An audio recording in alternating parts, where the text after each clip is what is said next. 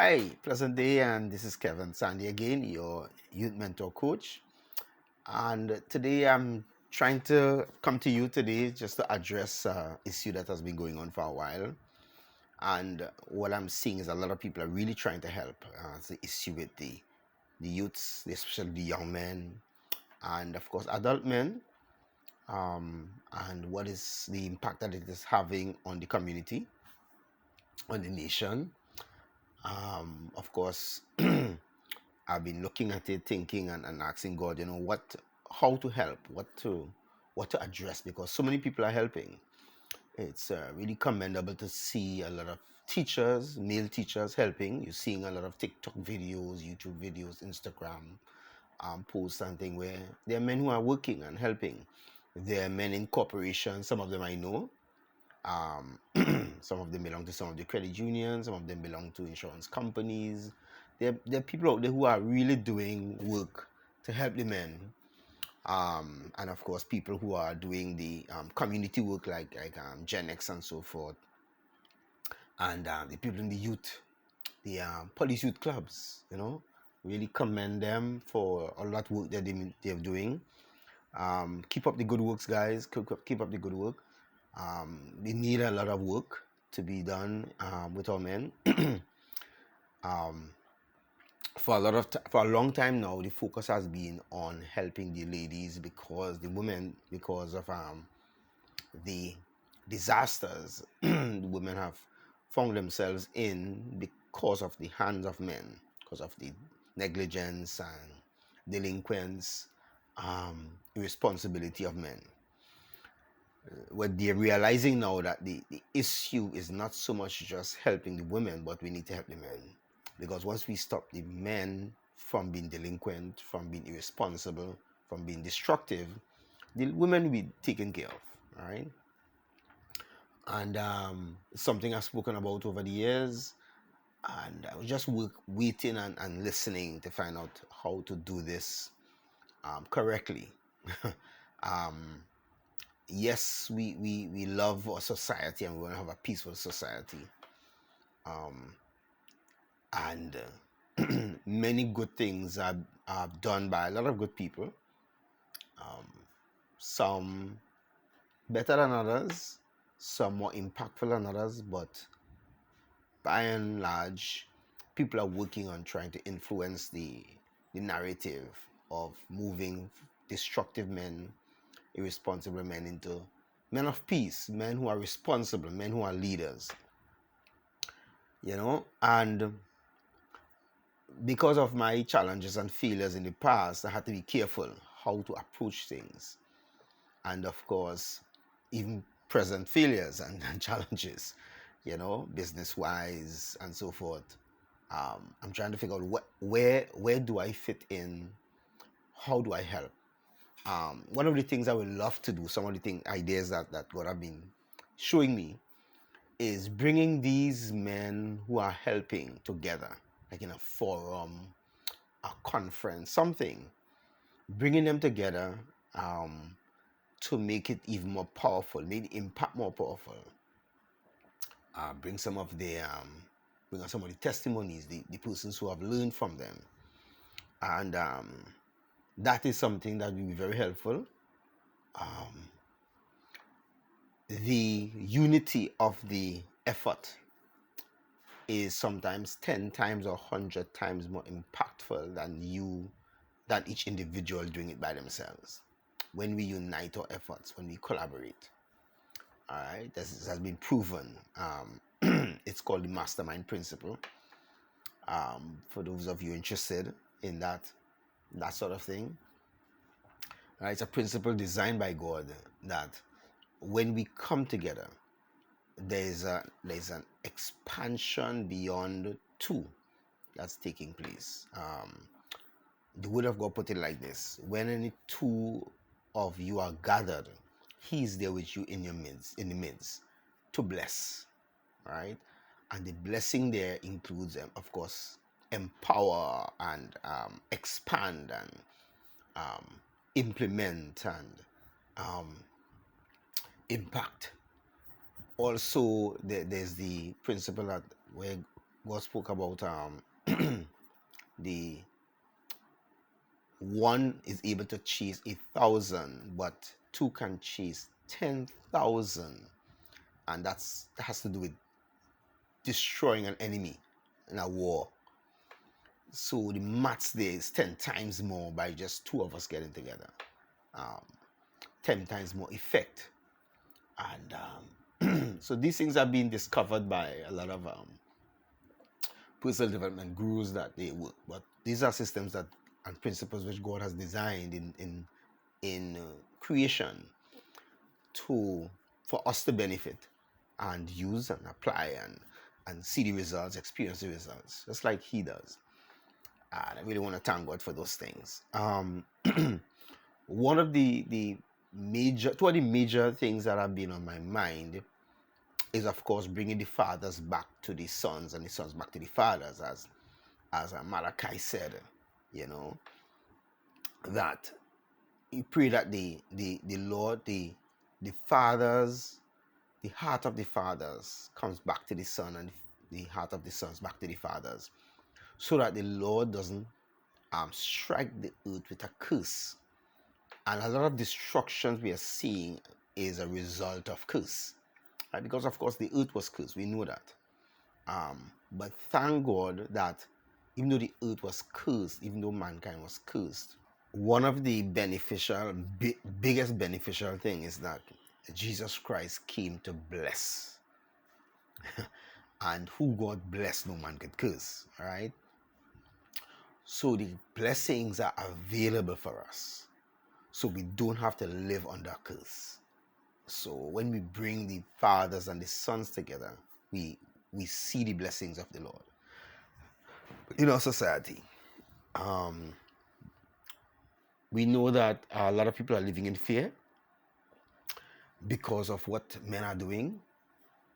And of course, because the powers that be seem not to have a handle on the destruction of men and sons, right?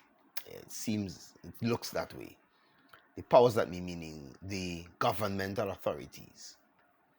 And that could be very frustrating for people who want to be able to walk the street, who are citizens, law-abiding citizens, who want to be able to earn a living and live comfortably, do the best that they can with their work, take care of their family. And it can be very frustrating when you're trying to be a law-abiding citizen, doing your best, and then some youth or adult come and trying to disrupt and destroy that. That can be very frustrating and demoralizing, demotivating, can be very depressing. Even some people who are their hearts are in the right place, they really want to do good, but somebody deceive them, take advantage of them. That's happening a lot. And of course, it goes to the level of national and international crimes, right? Kidnapping and human trafficking and terrorism and all of those things. And we see men in the forefront of destruction. And a lot of people are trying to change their acceptance of manhood to become feminine, so that they don't appear aggressive or destructive.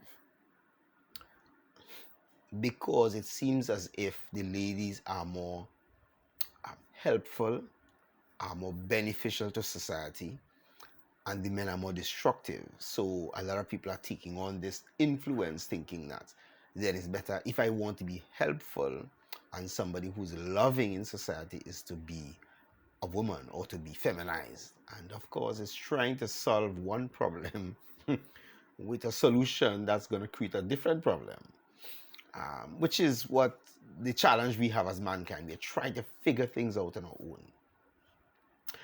Recently, I was chatting with someone about who was going through a very challenging, traumatic situation, as to who would be the best person to take a Toyota vehicle to, I was sharing, asking the question, who would be the best person to take a Toyota vehicle to be repaired if they had a problem that they couldn't figure out what to do? There are many people you could take it to, but who is the best person to take it to?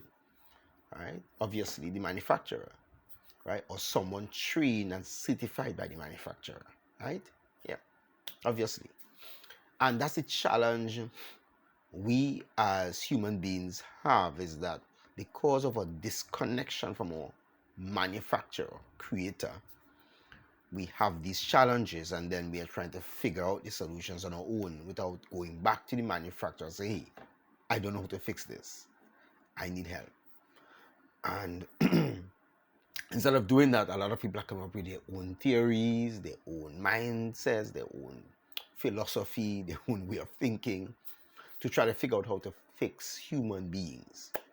All right. Because of course there is the belief that we created ourselves, or we came out of nowhere or anything. And some people relate in their discourse and in their communication. They will try to motivate you or inspire you, and they will they will tell you to refer to God or whatever um, superpower or being that you believe in. That's how they will communicate it. Well, I'm not here to be ambiguous. There is only one creator of the universe. There's nobody else that is the original creator of the universe. There's no guessing or trying to figure out. Maybe there is somebody else that we don't know of. Right? I'm not gonna go down that road because it's a waste of time. When you know something and it's a truth, truth doesn't need to defend itself. It's truth. Okay. So if the creator has designed us to function a particular way, and we decided to do our own thing, like you buy a vehicle, as I say, from Toyota or wherever it is, and you want to do your own thing. A lot of people love to customize vehicles these days. They want to do their own thing. Instead of building their own thing from scratch, they take a vehicle and they customize it to their own liking, to look and sound how they want it to look. Of course, we know that it doesn't last. Right? It doesn't last as long as when you leave it as the manufacturer designed it to function. Right? But a lot of people don't really care. They just want it to look good. They feel good when they put their own designs and make their own customization and so forth. Right? A lot of people are like that. All right. But it doesn't take away from the truth that the manufacturer is the best person to repair the vehicle.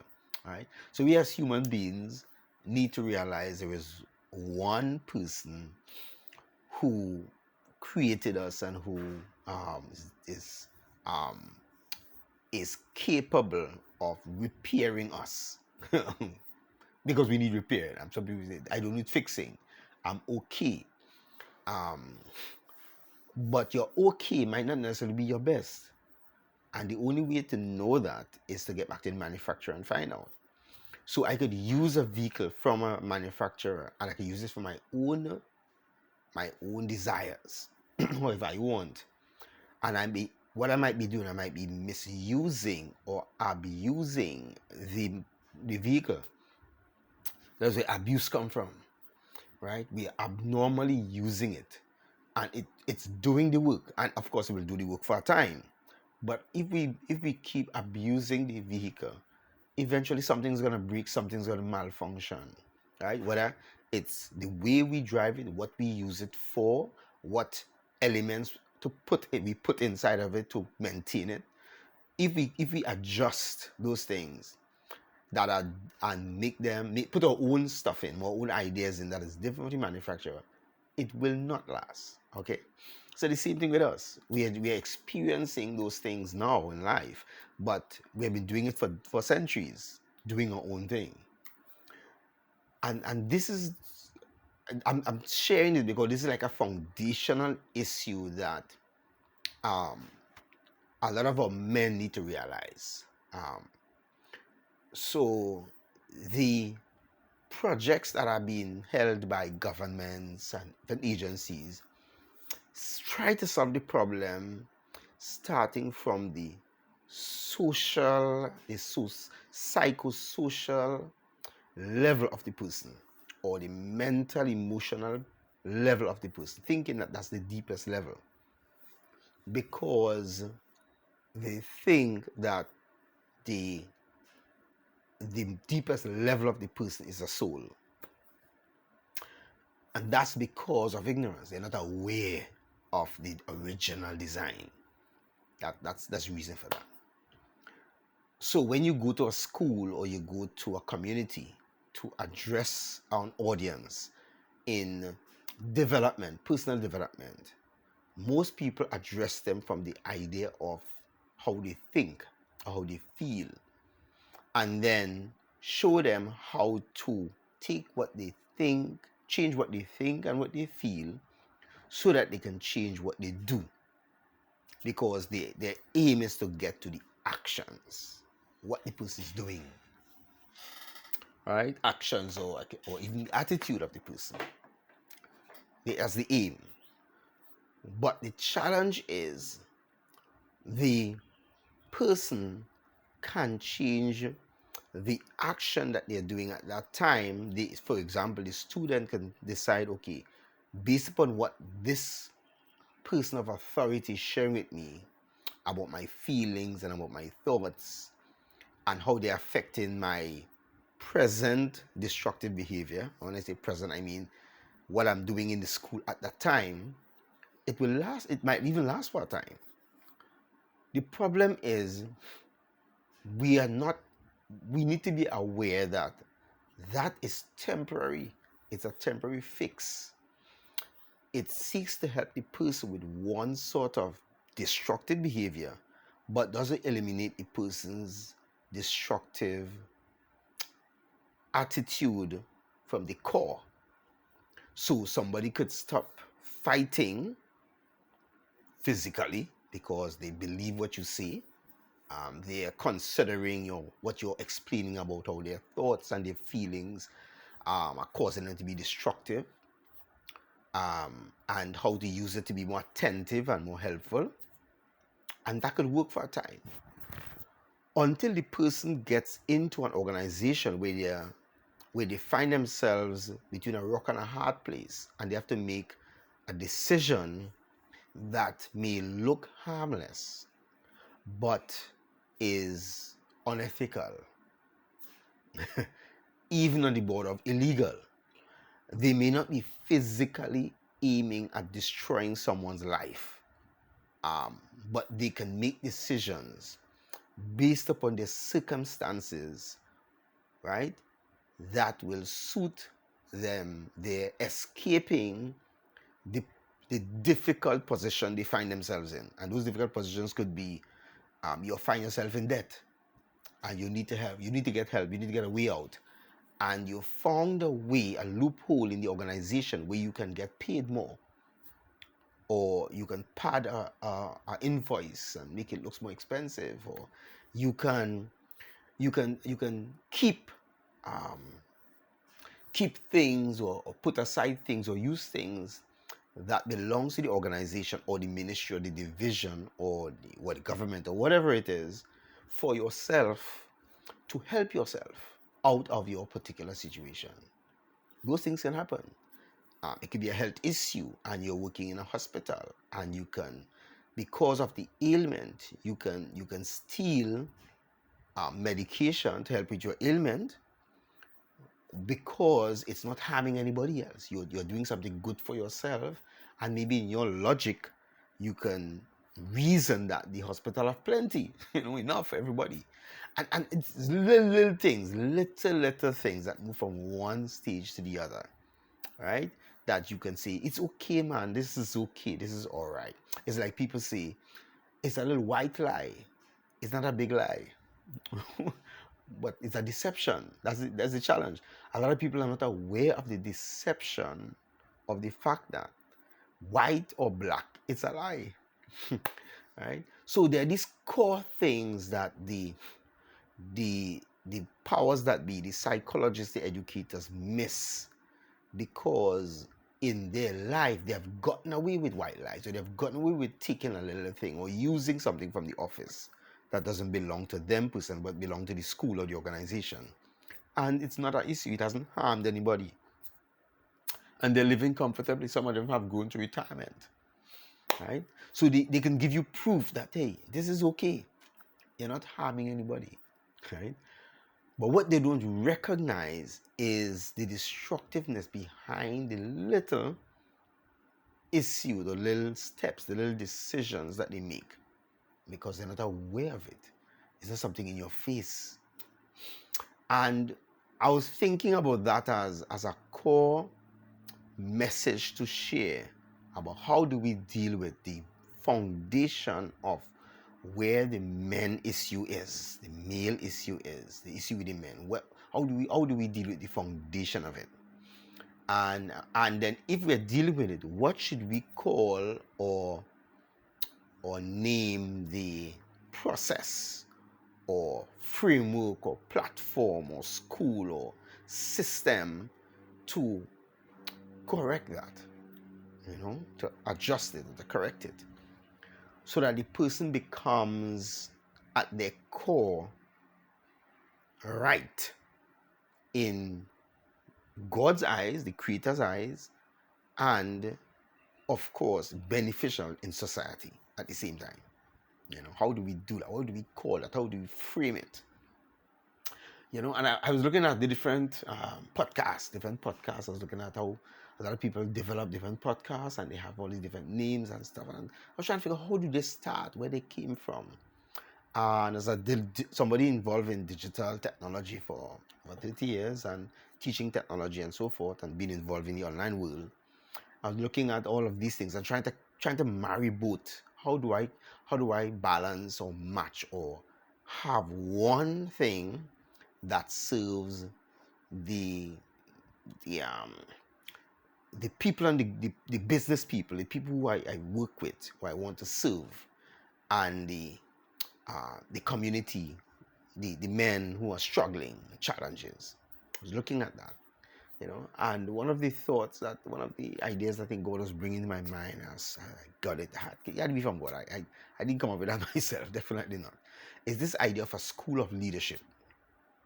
I was trying to find out what to do about it, this thing started resonating in my mind. The school of leadership. Online you have the school of greatness, and then you have an international school of greatness, and you have all these different things.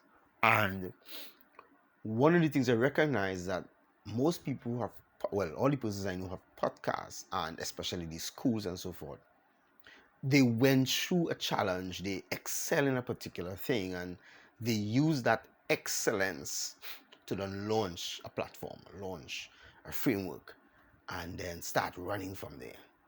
Trying to figure out, what have I done? What have I excelled in? And that's what the argument going on, trying to figure out, what have I excelled in? What can I share about? And of course, my original story helps, of course. For those of you who know my original story of my mom died 3 months after I was born. My father gave myself away to one family and gave my two sisters, who were bigger than me, to another family. So we were separated, living in the same community, but separate households we were living in. And they had a stable family, my two sisters. The family they were given to was a stable family. They had businesses. They were even, I think, were counselors for the area where we were living in. And they had a stable family, so they had no chance to move and so forth. There were times I would visit them and so forth. It was nice to go by where they were. I was always wondering how come I can't stay with them, as a youth. I was always wondering about that. But it seemed like that was an arrangement by my mom before she died, for this lady to take me. And the lady took me, very, very powerful, helpful, kind, generous lady. She did her best that she could. We were renting from place to place, and then she would send me by my great aunt to live sometimes and stay, and then to stay by different people at different times when she has to have to work or go out. And so I would always be with by some other home.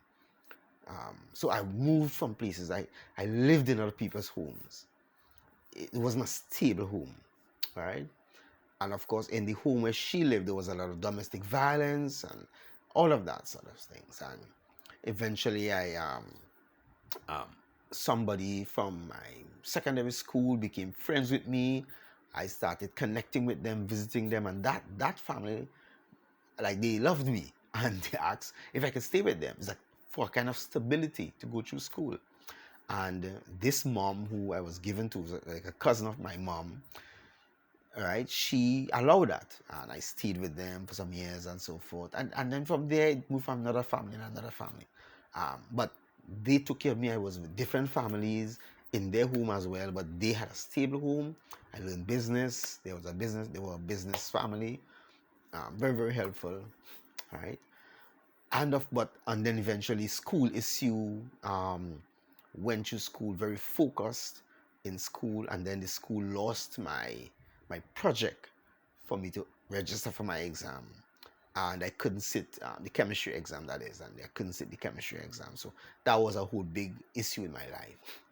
And even after all of that, and then eventually discovering the that the that there was a creator who created me, who I could ask questions and who I could relate to, and then this creator was my real father. I was like, wow, that's interesting. After discovering, learning that, and developing this relationship with God through Jesus Christ, which is His image that He sent, I realized, wait a minute, I don't have to be angry at my earthly father. I really need to learn about my heavenly Father and what he was actually doing in my life coming up. You know, learned a lot. Eventually, first time I saw my earthly father, my earthly biological father, I was 19. And with a young man who didn't grow up with his biological father, and then eventually discovering his biological father, that could be a lot of anger issues, because there was, of course, lack of love, lack of help, and so forth. But this is a core issue with a lot of our men. I eventually became his friend. I eventually invited him to my wedding. I took care of his funeral and buried him. So a lot of these things are very helpful for other young men to learn. Why? Because the core was the spiritual original design of who I am, or what I am, came from someone else that I wasn't aware of, or somewhere else I wasn't aware of. And I had to learn what that is, and where that is, and who that is. And that, I think, is a core thing that we can work with to help youths and men become leaders, original leaders. So that's the whole idea of the school of leaders, has to do with what is mankind, what is a human being, the value of a human being. So when you understand the value of a human being, you treat a human being differently. Then who are you specifically as a human being? And these are things I've taught in my mentorship program and mentoring men over the years. And then how to establish that identity and that purpose, which you were created to be in reality. Whether it's a career, a solution, a business, whatever that is that you are supposed to implement on the earth, in the world, how valuable that is, where it fits into, and then how to establish it as something valuable, something powerful, impactful, something that is needed, something that people will benefit from. Therefore, you have no need to harm anyone, you know. But of course, the core of it is connecting that inner being deeper than just the soul, deeper than just the mind and the emotions, which is the spirit of the man. Going there, dealing with the issue from the foundation of the spirit, then influencing the mind, the emotions, and so forth, to then influence the actions. What you get is a permanent transformation, not a temporary transformation. And you get a transformation that can be sustainable in different circumstances. That's what's so wonderful about it. You know. So this school of leadership, I'm looking at it and thinking about it, and ideas like um, a tech vox school, um, a mentorship school, having it in one, a business development school. But these are just departments.